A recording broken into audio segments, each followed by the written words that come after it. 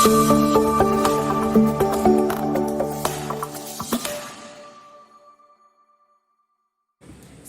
pagi, salve, salam sejahtera. Yang terhormat Bapak Ibu penguji UKIN PPG dalam jabatan Pendidikan Agama Katolik Batch 3 tahun 2025 LPTK Santo Yakobus Maroke. Saya Maria Budi Kelen, nomor peserta PPG 503113461901, Guru Pendidikan Agama Katolik pada SMAK Santo Fransiskus Asisi Larangtuka pada hari ini, Kamis 9 Oktober tahun 2025. Saya akan melaksanakan proses pembelajaran di kelas 11 fase F dengan tema Komunitas Basis Gerejawi. Inilah video pembelajaran saya, selamat menyaksikan.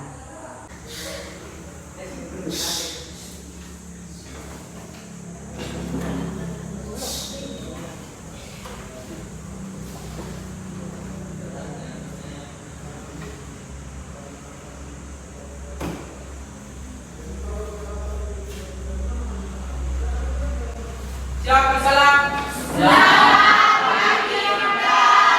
Selamat pagi, silakan duduk.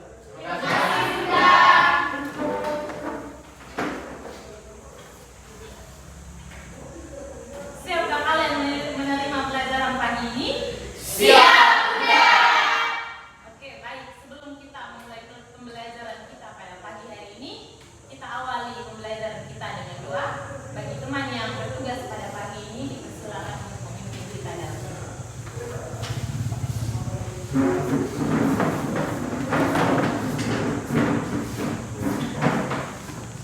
Bunda dan teman-teman, marilah kita siapkan hati dan batin kita untuk berdoa. Dalam nama Bapa, Bapa dan Putra dan Roh Kudus. Amin.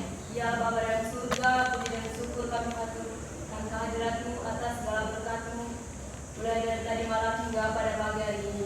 Sekarang kami mulai akan mengikuti kegiatan KBM kami. Bimbinglah kami agar apa yang diberikan oleh Bunda kami, agar kami mengerti dengan baik. Dan kemudian Tuhan kami puji kini dan sepanjang segala masa. Amin. Dalam nama Bapa, Bapa dan Putra dan Roh Kudus. Amin.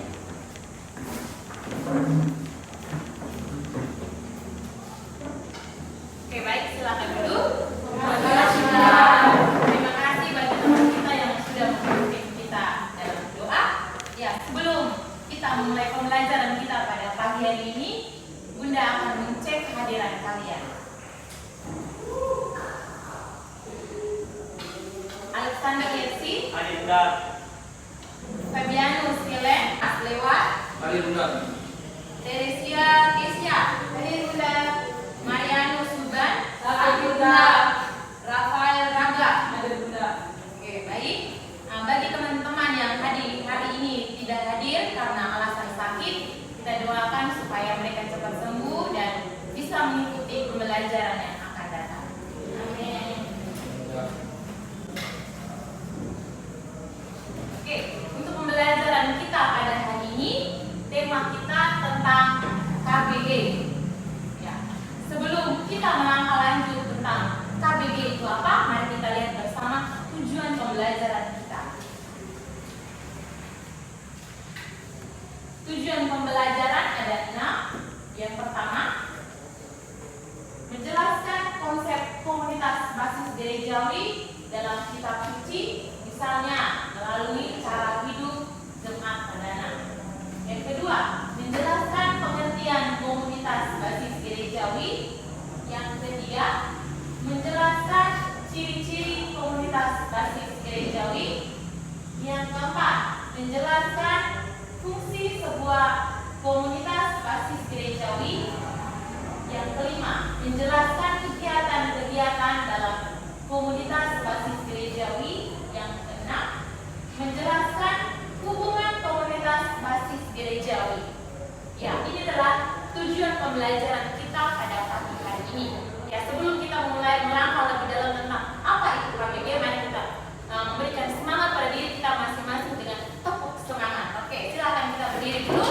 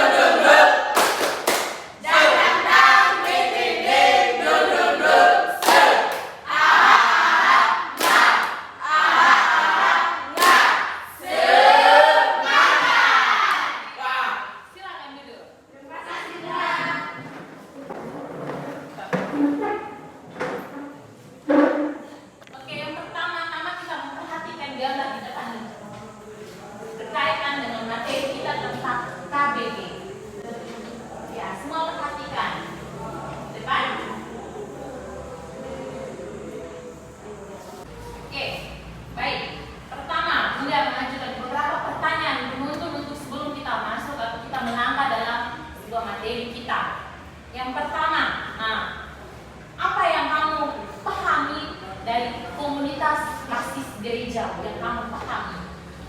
Saya benar. Ya. Yang saya pahami dari KBG itu mereka yang tinggal dalam satu kompleks yang sama. Lalu mereka itu juga sering melakukan kegiatan-kegiatan rohani bersama. Contohnya doa rosario, doa KBG malam Jumat, lalu tanggungan KOR, pembersihan, masih banyak lagi. Iya. Oke, yang berikut, apakah kita perlu hidup ber-KBG? Saya benar. Oke, baik, silakan. Kita perlu hidup dalam ber-KBG karena di dalam KBG kita bisa saling membantu, saling bekerja sama, saling menolong, dan dalam di KBG kita bisa membuat sesuatu dengan mudah dengan bantuan orang lain. Terima kasih. Terima kasih. Selanjutnya, apa sajakah kegiatan-kegiatan yang terjadi di komunitas basis gereja KBG? Kegiatan-kegiatan apa saja? Saya benar. Oke, ya baik.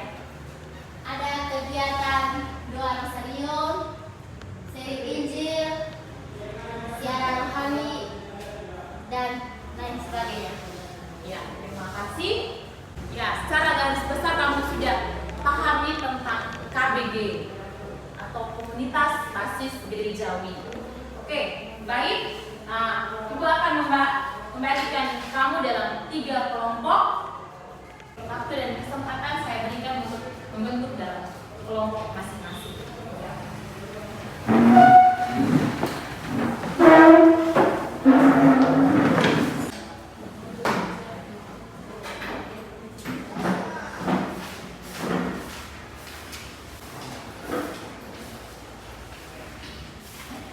Baik, setelah kamu membentuk dalam kelompok, Bunda akan membagikan LKPD ini dan kamu akan berdiskusi dalam kelompok. Setelah berdiskusi dan kamu akan mempresentasikan itu dalam kelompok masing-masing.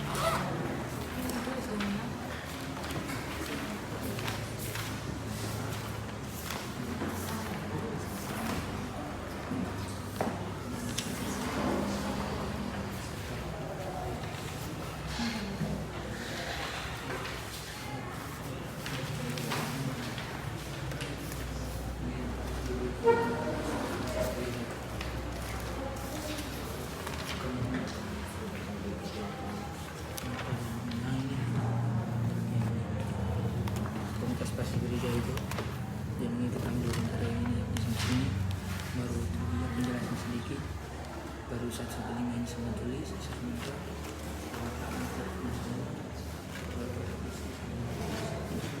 Ini kan baca.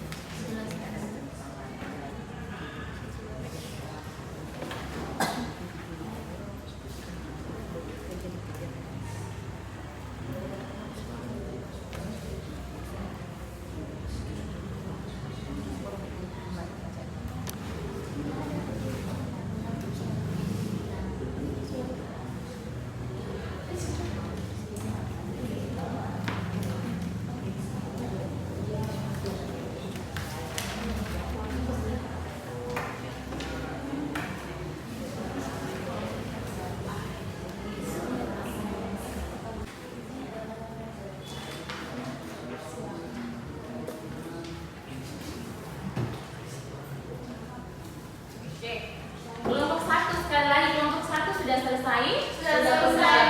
Kelompok 2 sudah? Sudah, Bunda. Kelompok 3? Sudah, Bunda. Baik, selanjutnya kita akan mendengarkan hasil diskusi dan kelompok 3 akan mempresentasikan hasil diskusi kelompok 3. Waktu dan kesempatan saya beri.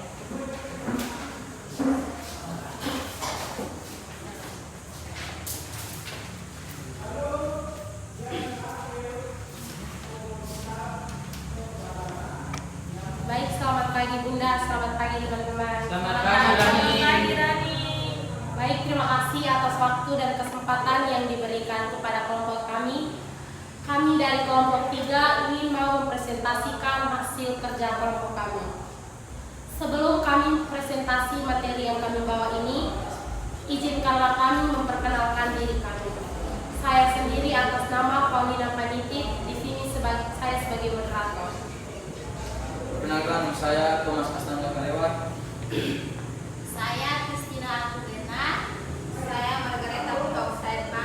Dan saya Fabianus Jenuris Pemungkiran sebagai ketua kelompok. Lebih jelas tentang materi yang kami bawa ini, saya persilakan saudara saya Gaston untuk menjelaskan. Terima kasih, Rani. Dari penjelasan kegiatan-kegiatan komunitas basis gerejawi, berbagai kegiatan dalam komunitas basis gerejawi sesungguhnya merupakan perwujudan dari puncak tugas gereja, yakni liturgia, koinonia, diakonia, dan martiria. Kita lihat yang pertama, A. Liturgi atau liturgia. Liturgi berarti terlibat secara aktif dalam peribadatan resmi yang dilakukan Yesus Kristus dalam gerejanya. Beberapa kegiatan-kegiatan yang merujuk pada liturgi atau liturgia yakni sebagai berikut. 1. Ikut aktif dalam bidang peribadatan sesuai penugasan dari seksi liturgi paroki seperti menjadi lektor, akolit, pemazmur, organis, misdinar, dan paduan suara. 2. Memimpin ibadat sabda, doa bersama, pendalaman iman di KBG atau komunitas basis gereja. 3. Mengamalkan dan mewujudkan makna ekaristi dalam kehidupan sehari-hari, baik dalam keluarga maupun dalam lingkungan. 4. Mengikuti berbagai kegiatan lainnya seperti rekoleksi, retret, siara untuk meningkatkan hidup rohani umat komunitas basis gerejawi. Yang berikutnya B. Pewartaan atau kerikma. Pewartaan berarti turut serta dalam mewartakan kabar baik bahwa Allah telah menyelamatkan dan menebus manusia dari dosa melalui Yesus Kristus. Beberapa karya yang termasuk dalam bidang pewartaan atau kerikma di antara 1. Katekese, calon baptis, dan persiapan penerimaan sakramen-sakramen. 2. Ikut dalam kegiatan mistagogi atau pembinaan lanjutan bagi orang-orang yang baru saja menjadi Katolik melalui berbagai kegiatan katekese. 3. Bersama seksi-seksi paroki melaksanakan berbagai kegiatan lainnya seperti sekami, bina iman anak atau BIA, bina anak remaja, orang muda Katolik atau yang kenal OMK, dan sebagainya. Yang berikut C. Persekutuan atau koinonia. Koinonia atau persekutuan berarti ikut berpartisipasi dalam persekutuan atau persaudaraan sebagai anak-anak Allah dengan pengantaran Kristus dalam Roh Kudus. Beberapa kegiatan yang merujuk pada persekutuan atau koinonia antara lain kegiatan rekreasi bersama atau olahraga rekreasi, siara, perayaan hari raya, dan sebagainya. 2. Membangun komunikasi lewat dunia digital, grup WA, grup BBM yang memudahkan warga komunitas basis gereja saling berkomunikasi. Selanjutnya D. Pelayanan atau diakonia. Pelayanan berarti berpartisipasi dalam melaksanakan karya karitatif atau cinta kasih melalui aneka ragam kegiatan amal kasih, khususnya kepada yang miskin, tersingkir, orang-orang yang terpinggirkan. Beberapa kegiatan yang merujuk pada pelayanan atau diakonia, yakni 1. Melakukan kegiatan sosial, kreatif, kontatif bersama umat dalam komunitas basis gerejawi untuk orang-orang miskin. 2. Memberi perhatian kepada warga yang sakit, lansia, janda, atau yang berkekurangan. 3. Membantu warga yang mengalami musibah. Yang terakhir, kesaksian atau martiria. Kesaksian berarti turut serta dalam menjadi saksi Kristus bagi dunia. Hal ini dapat diwujudkan dalam menghayati hidup sehari-hari sebagai orang beriman di tempat kerja maupun di tengah masyarakat. Beberapa kegiatan yang merujuk pada kesaksian atau martiria sebagai berikut. 1. Aktif dalam kegiatan kemasyarakatan di tingkat RT dan RW. 2. Berpartisipasi dalam menyelesaikan berbagai masalah yang dihadapi. 3. Berani menyatakan pendapat atau ide. 4. Berani mengakui identitas kekatolikan tanpa mengorbankan kerukunan, kebersamaan, dan kesejahteraan sesama semua orang. 5. Aktif dalam mewujudkan lingkupan hidup sehat dan baik. Sekian dari saya. Sekian presentasi dari kelompok kami. Sekarang kami akan membuka sesi tanya jawab kepada teman-teman. Waktu dan kesempatan kami berikan.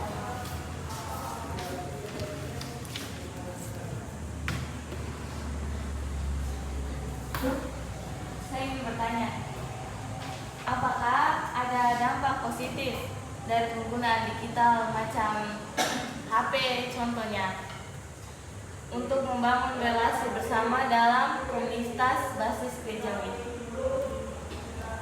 Dampak positif.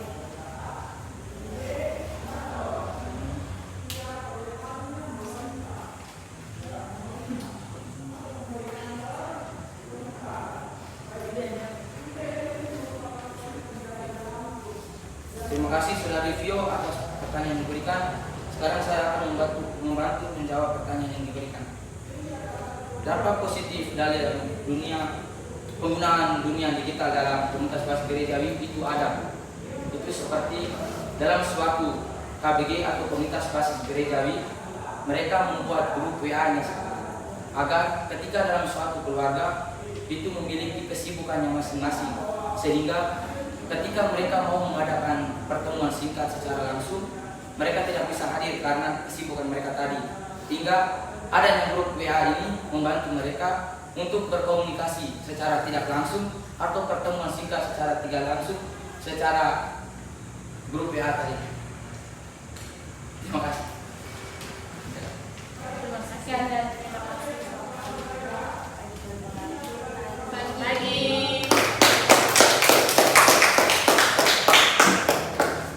Oke, mari kita berikan aplaus untuk kelompok 3.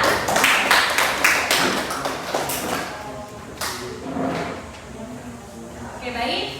Ya, kita berdiri, kita salut atas hasil presentasi masing-masing kelompok. Ya, kita berdiri. Ya. Kita memberikan apresiasi untuk diri kita masing-masing dengan tepuk salut. Tepuk salut. Salut, salut. Salut, salut. Salut. Oke, baik. Silakan duduk.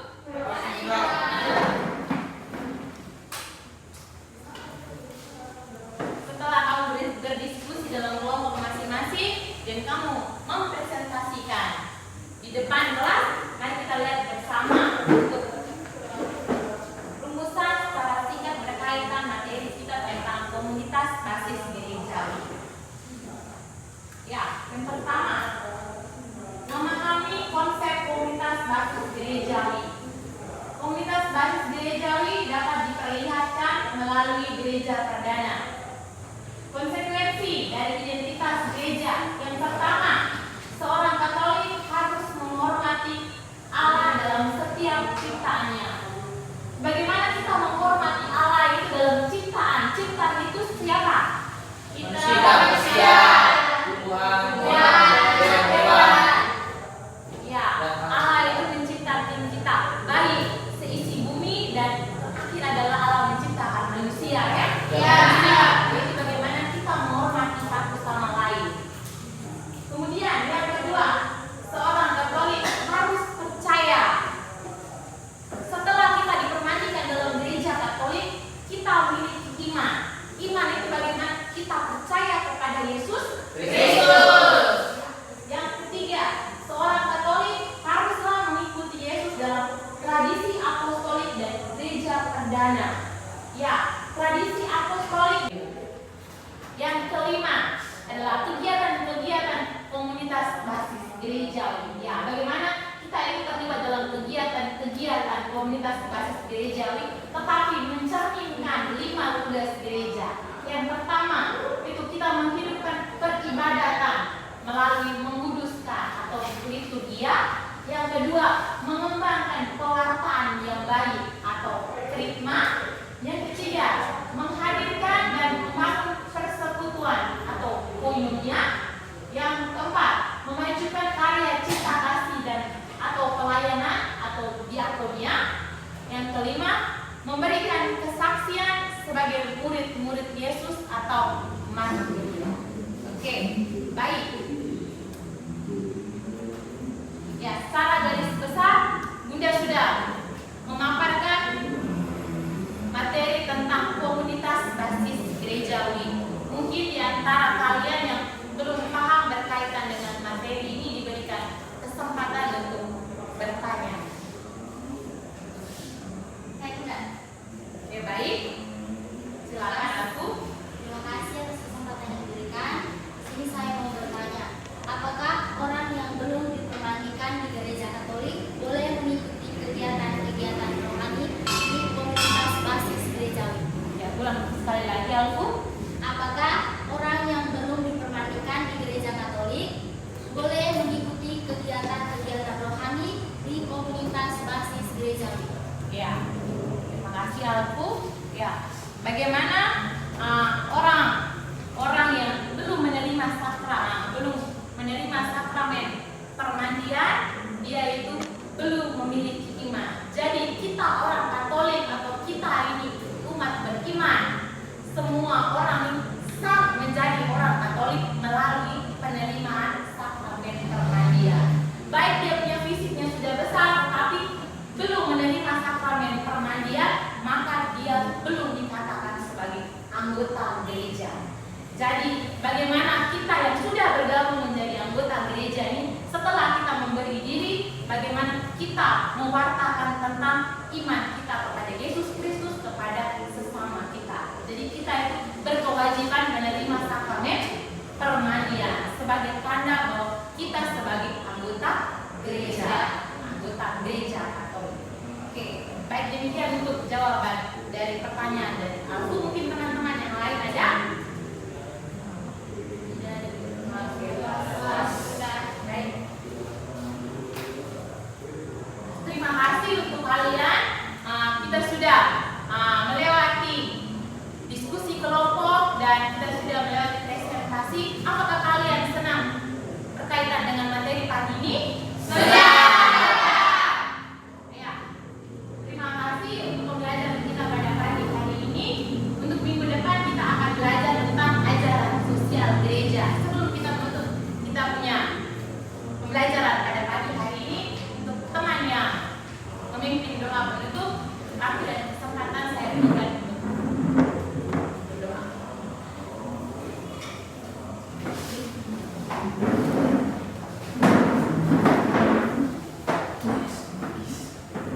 Bunda serta teman-teman, marilah kita siapkan hati untuk berdoa. Dalam nama Bapa dan Putra dan Roh Kudus. Amin. Allah Bapa dalam surga, puji serta rasa syukur kami aturkan atas kehadiran-Mu. Karena Engkau telah meninggalkan